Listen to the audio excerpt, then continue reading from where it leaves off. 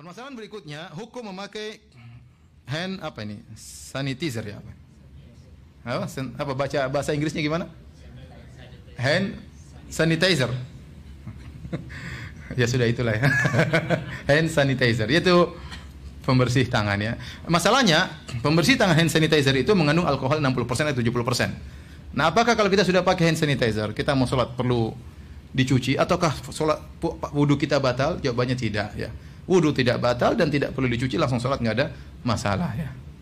Karena hand sanitizer bukan khamar. Khamar bukan alkohol. Pendapat yang benar, tidak semua alkohol itu apa? Khamar. Khamar itu suatu yang dicampur dengan alkohol sekian persen yang bisa menimbulkan apa? Mabuk. Itu namanya khamar, minuman. Itu pun diharamkannya untuk diminum. Adapun jika terkena tubuh, pendapat yang benar dia bukan najis, tinggal dibersihkan. Ini bukan najis. Ya. Banyak orang salah paham. Mereka menyangka kalau seorang menyentuh najis, wudunya batal. Seperti ibu-ibu yang kemudian mencebok anaknya.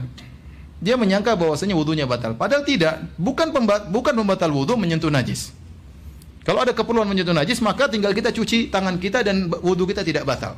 Itu kalau perkara najis. Apalagi tidak najis. Khamar pendapat yang benar bukan najis. Apalagi alkohol yang bukan khamar. Apalagi alkohol 70% yang bukan khamar. Jadi yang benar, kalau seorang pakai hand sanitizer, maka kalau dia mau cuci silakan, nggak ada masalah ya. Ya, nggak ada masalah dan tidak perlu dia berwudu ulang dan tidak perlu dia cuci tangannya untuk langsung sholat karena itu tidak mengapa dan tidak membatalkan wudu. Kemudian di antara hal yang berkaitan dengan sholat berjamaah, ya, maka tidak mengapa seorang, ya, kalau memang kondisi masih bisa, suatu kondisi wabah tidak begitu parah, pemerintah masih belum melarang untuk pergi ke masjid-masjid, masih silakan ke masjid ya. Ini setiap kota berbeda tergantung tingkat penyebaran wabah. Maka tidak mengapa sholat di masjid ya. Tidak harus tempel apa? Kaki, tidak harus tempel kaki, tidak harus berdekatan. Kita tahu sunnahnya sholat berdekatan ya. Sunnahnya sholat berdekatan. Tapi kalau dalam kondisi wabah seperti ini, maka tidak mengapa seorang mengambil jarak ya. Seorang mengambil jarak dalam sholatnya jika memang kondisinya sudah mengharuskan demikian. Jika tidak, maka kita kembali hukum asal, yaitu kita dempet. Rasulullah SAW senang sholat makmumnya dalam kondisi apa? Rapat. Namun jika sudah divonis bahwasanya kota tersebut ada wabah yang mungkin untuk menular, maka tidak mengapa kita mengambil jarak dalam sholat. Ya, ini lihat situasi dan kondisi ya. Dan ini lengketnya orang dalam sholat itu bukan rukun sholat ya, bukan syarat sholat. Seandainya kalau ditinggalkan ya ada khilaf apakah wajib atau sunnah.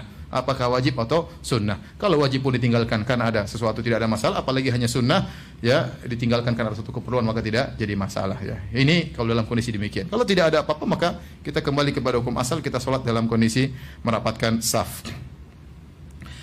Kemudian yang terakhir tentunya kita mengurangi kegiatan ya yang di situ ada pertemuan banyak orang ya, karena virus corona ini penyebarannya luar biasa dan sangat cepat ya, dengan sangat cepat. Orang ikut rapat satu ruangan bisa kena semua ya. Ya sangat mudah. Ini tidak ada yang mengingkari akan hal ini ya. Oleh karenanya segala hal yang memungkinkan timbul pertemuan maka kita hindari, kecuali benar-benar di screening, kita sudah saling mengenal ya, maka tidak mengapa ya. Dan tidak harus kita berjabat tangan ya. Ketemu ya sudah. Tidak perlu kita salam begini, nggak perlu ya. Nggak perlu kita salam kaki, nggak perlu kita salam, nggak perlu. Udah kita salam mulut aja sudah cukup ya. Salam mulut itu yang diutamakan, doa assalamualaikum, ini doa semoga engkau selamat, semoga saya selamat dari virus corona.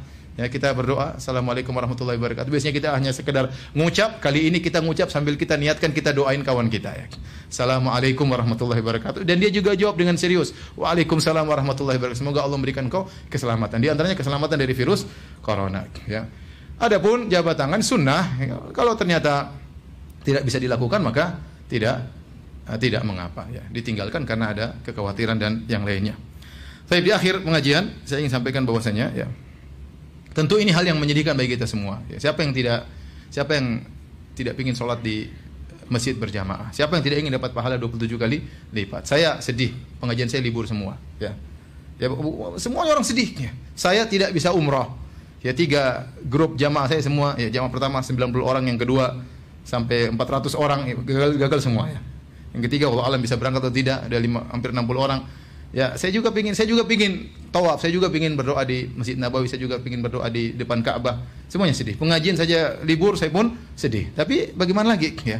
Tetapi hal yang membuat kita menghibur diri kita adalah sabda Nabi SAW dalam Sahih Bukhari, "Idza maradal abdu aw safar kutiba lahu ma kana ya'malu minhu muqiman sahihan." Kata Nabi SAW, jika seorang sakit atau dia bersafar, maka tetap dicatat bagi dia pahala yang biasa dia kerjakan tatkala dia sehat, tatkala dia tidak bersafar. Maksudnya bagaimana? Misalnya kalau kita sehat, kita biasa pergi sholat berjamaah. Tatkala kita sakit, tidak bisa sholat berjamaah, tetap kita dapat pahala sholat berjamaah. Biasanya kalau kita tidak safar, kita sholat malam, kita sholat qobliyah, ba'diyah. Tatkala kita safar, nggak sempat kita sholat malam, nggak sholat qobliyah dan ba'diyah. Tetap saja kita dapat pahala seakan-akan kita sedang sholat malam, seakan-akan kita qobliyah dan ba'diyah. Maka saya katakan, orang yang kebiasaannya sholat berjamaah di masjid, yang kebiasaannya sholat Jumat, yang kebiasaannya hadiri pengajian, ya, yang biasanya kalau ketemu dengan kawan-kawan berjabat tangan dengan penuh kemesraan, maka mudah-mudahan pahala mereka terus mengalir. Ya. Pahala terus mengalir. Dan kita mudah-mudahan cuma libur 2 minggu atau maksimal 1 bulan, mudah-mudahan. Kalau kita bekerja sama rame-rame, ini bisa dihadapi dan tidak, dengan izin Allah, tidak berkepanjangan. Tapi kalau kita semua cuek, sehingga penularan semakin berpindah-pindah sehingga tidak bisa kita batasi 2 minggu.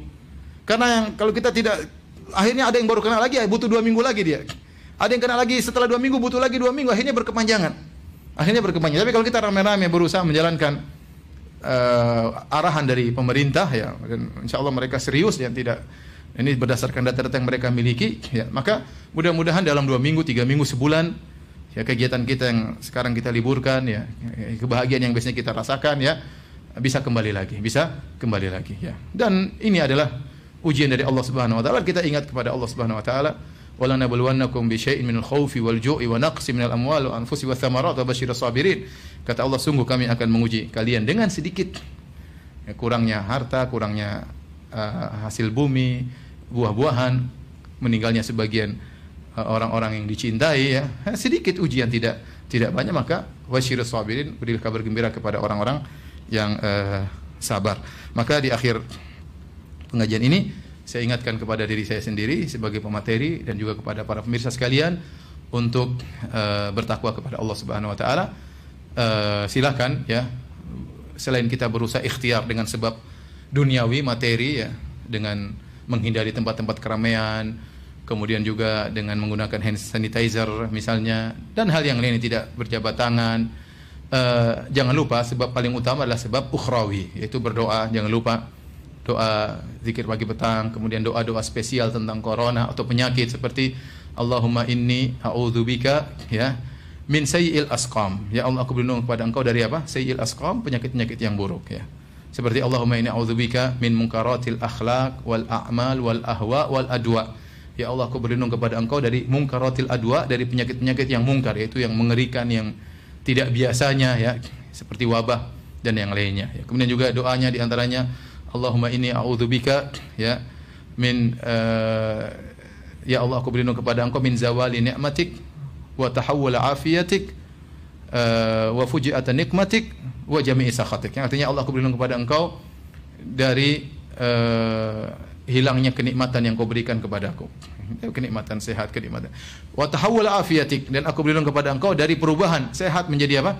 Sakit, ya. Kita berlindung kepada ini di antara doa-doa khusus spesial selain zikir dan pagi dan petang untuk bisa menyelamatkan kita dari corona. Dan jangan lupa silakan baca tulisan Syekh Abdul Razak hafizahullah taala tentang 10 sebab untuk terhindar dari corona. Di antaranya kita bertakwa kepada Allah. Sungguhnya, ya, apapun yang terjadi, kalau kita qadarullah, ternyata la qadarullah, ternyata kita terkena penyakit corona, kita bersabar, kemudian meninggal, toh mati syahid. Lihat para sahabat tadi, bahkan mereka ingin meninggal karena apa? Penyakit wabah, ya. Ya. Kita tidak iman seperti mereka mungkin. Tidak berdoa, ya Allah, kenakanlah aku corona. Kita enggak seperti mereka, ya. Ya. Tetapi kalaupun terkena, kita bersabar, ya. Kita enggak tahu kalau kita hidup lebih panjang, apakah kebaikan yang kita lakukan atau kemaksiatan yang kita lakukan. Maka apapun yang terjadi, apa kita sehat ataukah kita terkena penyakit, kita bersabar kepada Allah Subhanahu wa taala dan jangan menggampangkan masalah-masalah ini, kemudian meremehkan, ya, oh tenang, penyakit ini nggak bisa kena Indonesia, Indonesia orangnya kuat-kuat misalnya ya. Jangan karena kita sudah makan beras misalnya atau apakah makan pete makanya kita nggak bakalan kena. Nggak usah gitu-gitu, serahkan kepada Allah. Ya, nggak usah kita sesumbar.